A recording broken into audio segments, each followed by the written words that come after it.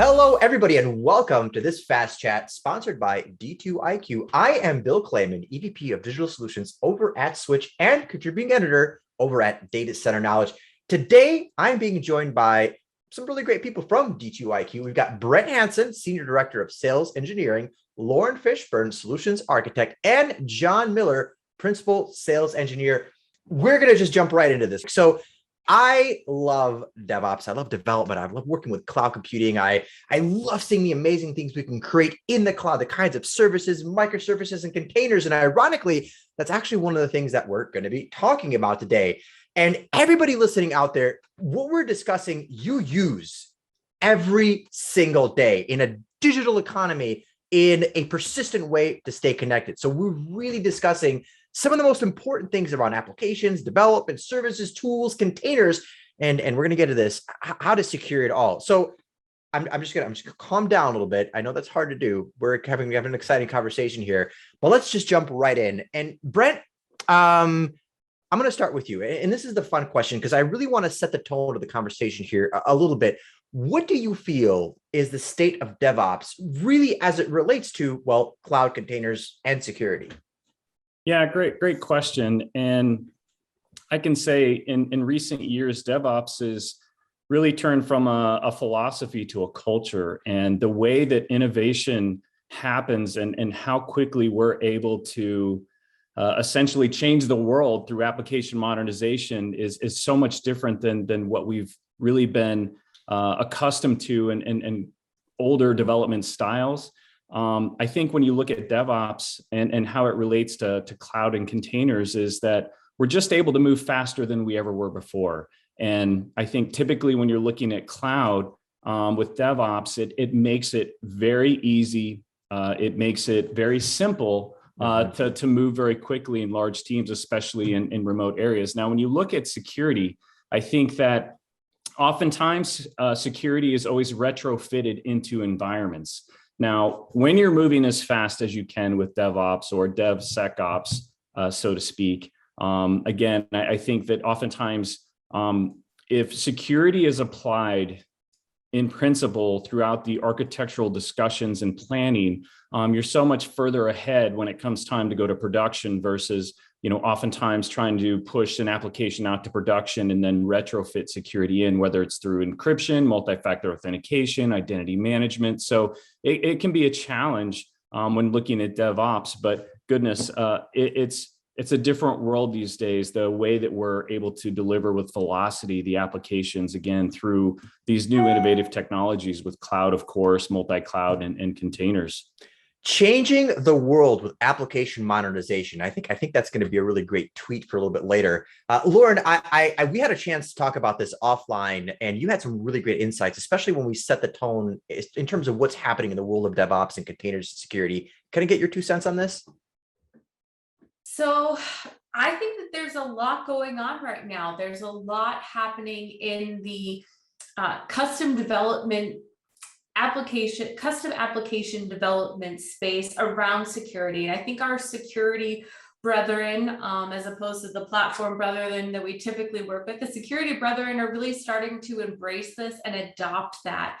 And the security folks are starting to lean in on this challenge, and they're starting to bake custom app development into their process and into their tools. And once you've gone through the process of modernizing how you do compliance or audit checking, and you're no longer looking at snapshots, you're moving into this continuous ATO idea, you don't go back, right? Once I can have a glimpse of what's going on in my cluster at all times, you don't want to move away from that, and you want to keep embracing those real-time metrics and measurements and being able to secure all of the time instead of just that one snapshot like we used to do.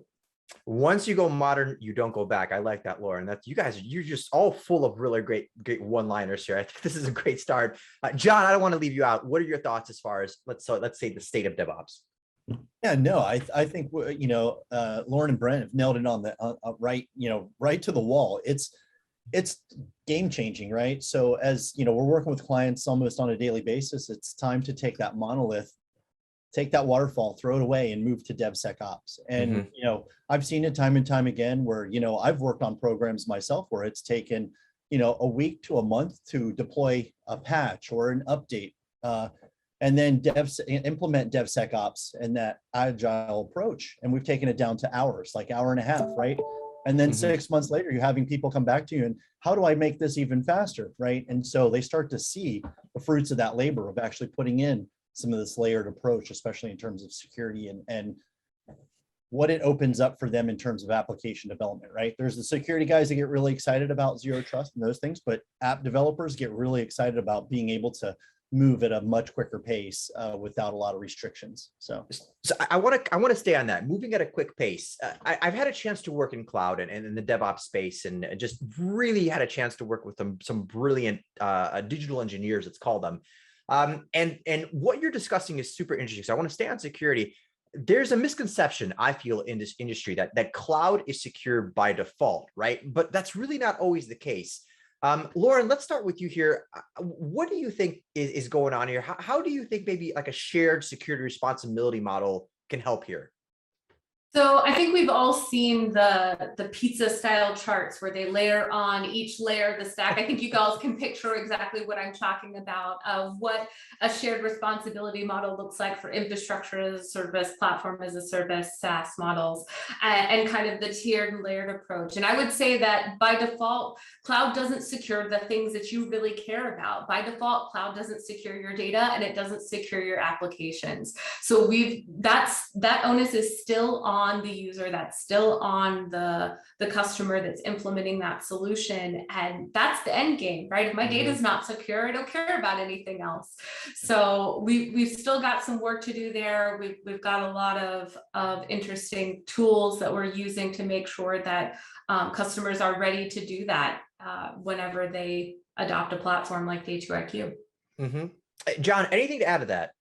Yeah, no, it's as we go into that, right? It's simply going into these environments doesn't mean you inherit all the cool controls that they have in place, right? And we've seen it time and time again where there's been breaches, right? With, hey, I forgot to encrypt my volume, and I'll say part of this DevSecOps approach, especially from infrastructure where we're heavily involved in, right? Automation has made this just something that I won't say is an afterthought anymore, but it's nice to know that when we deploy our infrastructure that we're utilizing the capabilities for that environment. So if it's encrypted data volumes, things like that, now we can take that layered approach, as Lauren's kind of saying, hey, there's this great, hey, this is the pepperoni and here's the sausage. But when it really comes down to it, where do you map those and how are they actually implemented reliably, repeatedly, and at scale so that you can maintain that velocity, right? Those are the key aspects to a lot of things that are underlying helping grow this security model.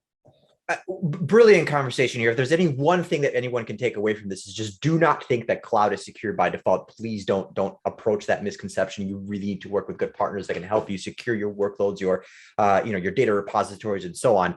Brent, I want to ask you this follow-up question to this conversation. A major challenge that I've been seeing, especially this entire conversation with security, has been around visibility. There's really no other way to put it. And sometimes there's just too much of it. How do you prevent things like over security, or what is it called? Swivel chair analysis issues, right? Analysis by paralysis, or analysis paralysis. These kinds of challenges with just too many screens and too much to look at. Right. How do you overcome that, Brent? What do you think? Again, I think it really comes down to culture. And I think it comes down to a philosophy of appetite of risk versus the ability to have continuous deployments, continuous business innovation. I think when it comes to the visibility aspects, I think oftentimes there's lessons learned that there's also the concept of alarm fatigue. So when you get overwhelmed with so many alarms, that becomes essentially the new norm. And oftentimes when you have alarm fatigue, there can be something significantly happening. And so when it comes to visibility and the SIEM providers out there where you're feeding so much data in there, again, you're only as good as what you have orchestrated for potentially, automatically responding to an event, or whether it actually provides or requires human intervention to do that. So it can be very, very overwhelming. And I think What I've loved about being here at D2IQ and what we're able to provide in our platform is when you take a best of breed approach and you've woven into the fabric of your Kubernetes platform, the best tools for high availability, for logging, for auditing, right? There's built-in governance, there's reports that you can generate that they all orchestrate and run very well together. As we all know, one of the number one culprits of data compromise these days is a misconfiguration. So when you put the onus on a vendor such as ourselves to deliver, and we're doing all the fundamental and functional testing, and we've glued this architecture together for you, it automatically makes customers much more secure in a cloud native approach. And Lauren, what are your thoughts on this, right? The entire point here that we're trying to make is how do you ensure that you don't overcomplicate security and impact, user and business performance, and again, cause that analysis paralysis issue? What are your thoughts? So my thoughts are you got to get the data straight first off, right? So it's great that we want to add automation tools into our security operations. And I think that that's a modernization that's happening within that industry. It's happening very quickly in order to make available the right decisions at the right time. You've got to have the right data at the right time too. So paying attention to your data pipelines, even for your security posture, is really important, and making sure that you have clean and good data to act upon so that you're not getting false alarms or you're not getting bad data when you go look at something. I think that's one of the really critical components that I've seen that builds out that solid security operations practice. Makes sense. John, anything to add to that? Yeah, no, and Lauren's marching down the right path, right? Understand not only your data, but your application as well, right? Don't take something that's working and add layers of security to it, only to find out that you've broken your application, right? So that's really what DevSecOps is, right? It's each one of those components, and understand exactly what your mission is. Obviously it's great to have that infrastructure and automation in place, but if you don't have a layered approach to be able to, I won't say selectively do specific things for applications, but just don't have a blanket policy that breaks your entire environment. And then, years down the road, you have to, somehow account for that technical debt that you've incurred creating all of this, right? And so it's, something that you really got to take a deep look at and understand exactly what your mission is before you try to apply a security or legacy security practices to a modern application, right? There's a lot of difference. I love this conversation, and I didn't include this question, even though we talked about it offline, right? I think somebody mentioned, why can't it be Sec DevOps? And then Lauren's like, no way, it has to be DevSecOps because you have to know what you're securing. And I think that's the part of this conversation that we're having here is know what your data stream is like, know what your applications are, and apply the right security policies, whether it's on-prem or in the cloud. We are almost out of time, but I have to ask this last question. And Lauren, I'm going to start with you. I want to look ahead for just a minute here. What does the future hold when it comes to security and development? And here's the fun part. Are you at D2IQ working on any new fun tools that can make it all a little bit easier? Absolutely. So for me, I think this is a really exciting time in the security landscape. We're seeing a lot more traction in custom app development in the security space, and a lot of really exciting, innovative things happening in our customers that is helping them drive towards their missions and goals a little bit faster and increasing their speed and agility.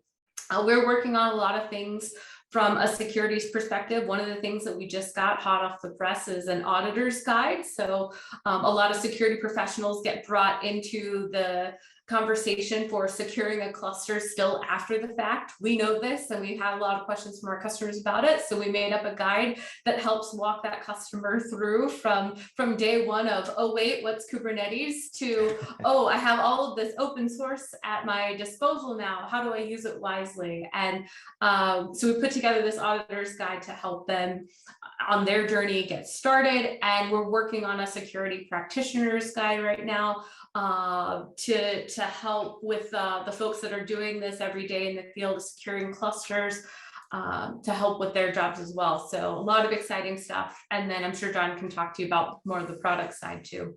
John, same question.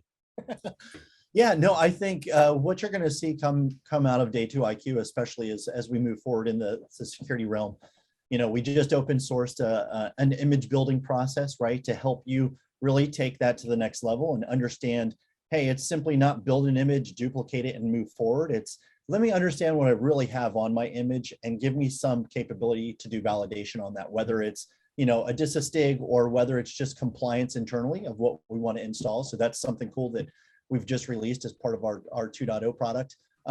But I wouldn't say that, there's a specific thing that I can talk about, but I will say, there's heavy discussion about AI ops with around security and infrastructure and things like that. So, look forward to some of those cool things coming out of our way as well. Very cool. Brent, any final thoughts? I would just say, looking forward from a security aspect, again, we're so security focused for our customers. It's certainly paramount. I think that when you look across the industry, and I promised myself I wouldn't use this phrase, but it's going to squeak out just from a zero trust aspect, right? In the cybersecurity executive order that was just passed, there's so much that we do out of the box that provide our customers not only that ability to get to production on day 2, but to do it more securely. And not only that, again, as John alluded to, some of the things coming down the pike from our roadmap and innovation will just continue to tighten the controls and ensure that as customers are, again, innovating from a cloud native perspective in very diverse environments, that we continue to be a platform that not only helps them achieve the scalability and foster their ambitions, but also to do it securely and not, at a appetite of risk, right? We're bringing much to the table there. A lot of exciting stuff here. We're modernizing the world one app at a time. I love the message coming out of here. That is all the time that we've got today. Unfortunately, a big thank you to John, Brent, and Lauren, and a big thank you to the D2 IQ team for sponsoring this Fast Chat. If you'd like to learn more about D2 IQ and what the team is working on, and also to check out the new D2 IQ Kubernetes platform, DKP 2.0, that's now generally available, be sure to go to www.d2iq.com. That's D, the number 2, IQ.com. Thanks everyone for listening, and be sure to tune in for our future Fast Chats.